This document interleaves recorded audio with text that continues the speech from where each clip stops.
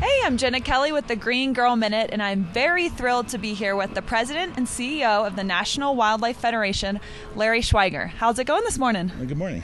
It's good, going well. Thanks so much for coming and sitting out with us in the snow out here.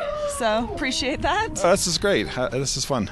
Well, let's jump right in and talk about forest health, because we were both at Al Gore's event yesterday where he was connecting the dots between forest health and climate change. And what is your role at the National Wildlife Federation and helping protect our forests? Well, as a leader of the Wildlife Federation, obviously wildlife are connected to forests. Without healthy forests, we don't have the wildlife habitat that we expect and have long enjoyed. The problem we're facing is that forests all over the world are finding we're finding problems in every forest system. It's the changing conditions of temperature, and I think Vice President Gore hit it on the head yesterday when he said that the driving force behind all this is really climate change. Right. And I know in Colorado we lose, I think the fact was 100,000 trees a day to the pine beetle epidemic. So, this is happening right in our backyard here and affecting us. Well, if you think about it, Colorado has 4 million acres of damaged and dying forest, but that occurs all throughout the Intermountain Rockies. It occurs in Canada. The Russians are seeing tremendous problems in their forest. They've had 900 forest fires last summer, for example. Wow, that's outstanding. And talk about what you were doing down in the Amazon, because I know you were involved with working with the forest there. Well, we were involved in trying to help folks understand that we can have cattle but not destroy the forest while we're doing that. Mm-hmm. And we saw a real success there this past year where the beef producers and the leather producers came together with the government and with the NGOs to commit to not cutting down any more trees or supporting those who do. Mm-hmm. And it's an important move. But the Amazon is also in trouble. Right. It's losing its moisture. It's not seeing the kind of temperatures that it once has seen. But primarily, it's a moisture problem in the Amazon, and it's a huge carbon sink. Mm-hmm. And we can't lose the Amazon. And that's something I learned yesterday, is about how the forest might be a carbon source now. I always thought it used to be a sink.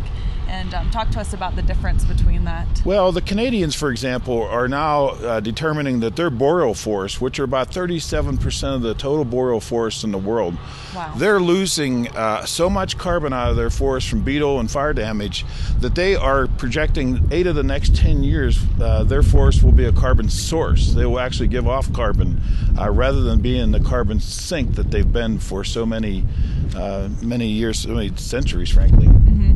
And how, just more in general, why are you so passionate about combating climate change? I know you came back to the National Wildlife Federation to do that, to focus on that.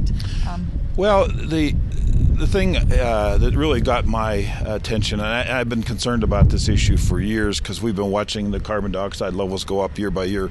When I started in my career, we were putting about 0.7 net parts per million of carbon in the atmosphere. We're doing 3 times that much today. So this problem is built ahead of steam, and it is the single biggest threat to wildlife. Mm-hmm. If we don't deal with this, we will lose over 1 million species by 2050. We can't let that happen.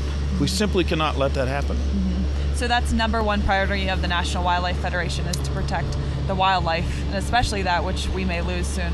Well, we're also helping wildlife to transition to a changed system, mm-hmm, and we're learning a lot about that. We're going to have to reinvent wildlife science, mm-hmm, because the systems that we were working on before are changing so rapidly. We need to find ways to help nature to make that adaptation. Mm-hmm.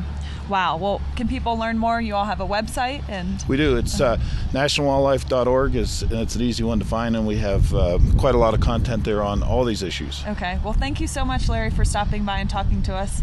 We learned a lot today about the National Wildlife Federation and the amazing work they're doing, and we'll be back with more on Explore Aspen in just a moment. I realize my glasses turned dark.